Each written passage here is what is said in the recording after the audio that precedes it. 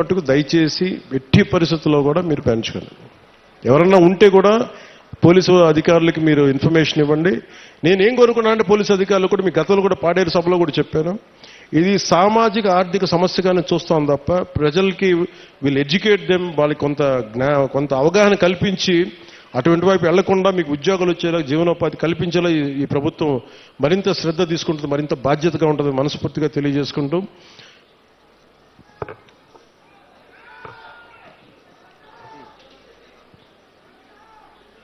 అలాగే అంటే మీతో మాట్లాడుతూ ఉంటే ప్రతి డిపార్ట్మెంట్ నాకు ఒక విజ్ఞాపన ఇస్తుంది, మీరు చెప్పండి మీ వాళ్ళందరికీ. సో అలాగే అటవీ శాఖ తరపు నుంచి ఒక విన్నపం వచ్చింది. దయచేసి మనం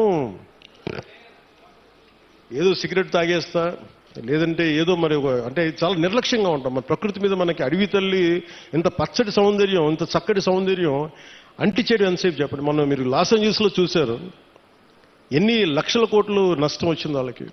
డబ్బున్నోళ్ళు అందరూ పెద్ద పెద్ద ఫిల్మ్ యాక్టర్స్, బిజినెస్ మన ఇండస్ట్రియలిస్టులు, బిజినెస్ పీపుల్ అందరూ కూడా ఏమాత్రం ఇల్లు కూడా సొంత అసలు కొన్ని దశాబ్దాల నుంచి పెట్టుకున్న జ్ఞాపకాలు కూడా పోయినాయి, డబ్బులు గాలిపోయినాయి.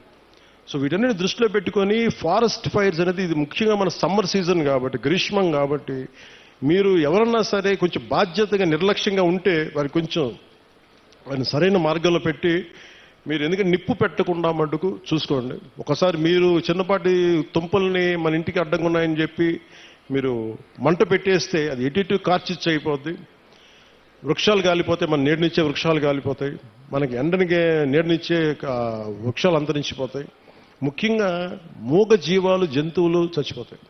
అందుకని వీటిని దృష్టిలో పెట్టుకొని అడవులకి నిప్పు పెట్టే పరిస్థితులు ఏదైనా ఉంటే దయచేసి మీరు కొంచెం బాధ్యత తీసుకొని మీకు కనిపించినప్పుడు దాన్ని ఆర్పటం లేదు అలాంటి పరిస్థితులు రాకుండా మీరు ఉత్పన్నం కాకుండా చూసుకోవాలి మనస్ఫూర్తిగా కోరుకుంటూ, మీ అందరూ బాగుండాలి, ఆయురారోగ్యాలతో ఉండాలి. నా కోరిక ఒకటే, వచ్చే ఎన్నికలకి మొత్తం మన్యమంతా కూటమి ప్రభుత్వం పతాకాలతో రెపరెపలాడాలి.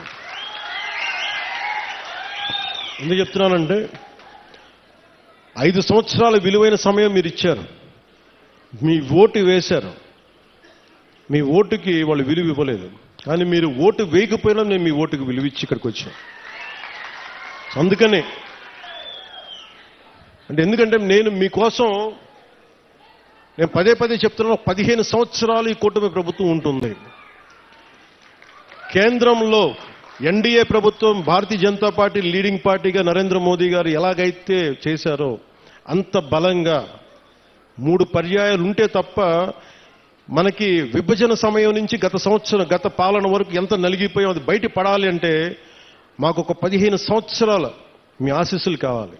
మేము కింద పడతాం, మీద పడతాం. ముఖ్యమంత్రి గారు చిన్న భిన్నమైన ఆర్థిక వ్యవస్థని సరిచేస్తా ఉన్నారు, నేనేమో మీకు తిరుగుతూ ఉన్నాను. మేము మీకోసం పనిచేస్తాం, కానీ మీ ఆశీస్సులు కావాలి మాకు. మీ ఆశీస్సులు ఇవ్వండి మాకు. మీకోసం తిరుగుతాం, ఒళ్ళుంచి పనిచేస్తాం, మీకు అండగా ఉంటామని తెలియజేసుకుంటూ ప్రతి ఒక్కరికి పేరు పేరున ధన్యవాదాలు తెలుపుకుంటూ మీ భవిష్యత్తు కోసం మన కూటమి ప్రభుత్వం. జై హింద్, జై భారత్. హలో మీకు ప్రత్యేక